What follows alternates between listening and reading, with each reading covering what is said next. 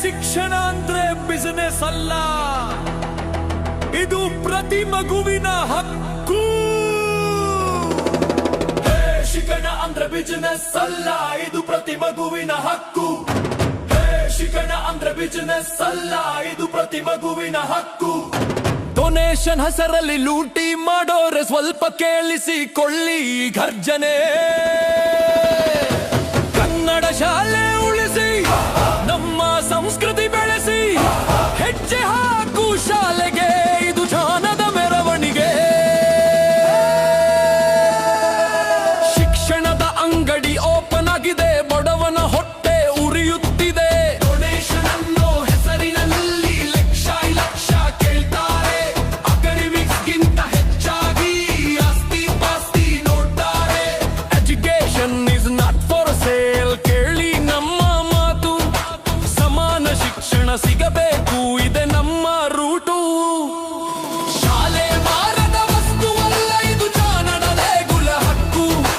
ಕನ್ನಡ ಶಾಲೆ ಉಳಿಸಿ ಬೆಳೆಸಿ, ಇದು ನಮ್ಮ ಸಂಕಲ್ಪ. Don't cell education, it's a basic foundation. ಎಲ್ಲರಿಗೂ ಸಮಾನ ಹಕ್ಕು, ಸಾರೋಣ ನಮ್ಮ ಸದ್ದು. ಶಾಲೆ ಮಾರದ ವಸ್ತುವಲ್ಲ, ಇದು ಜ್ಞಾನದ ದೇಗುಲ ಹಕ್ಕು.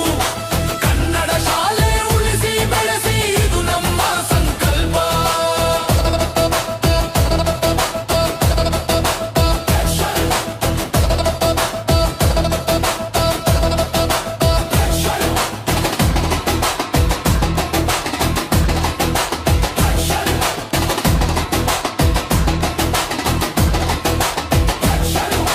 ಹೈಟೆಕ್ ಬೇಕು ಅಂತ ಹೇಳ್ತೀರಲ್ಲ, ಸರ್ಕಾರಕ್ಕೆ ಒಂದು ಮಾತು, ನಮ್ಮ ಸರ್ಕಾರಿ ಸ್ಕೂಲ್ ಇವಾಗಲೇ ಬೇಕು.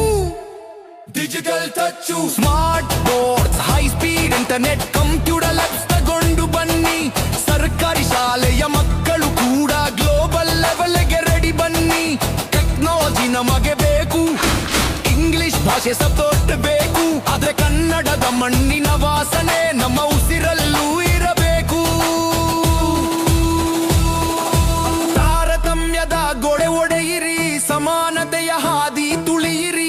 ಬಡವ ಶ್ರೀಮಂತ ಅನ್ನೋ ಭೇದ ಶಾಲೆಯ ಗೆಟ್ ಹೊರಗೆ ಬಿಡಿ.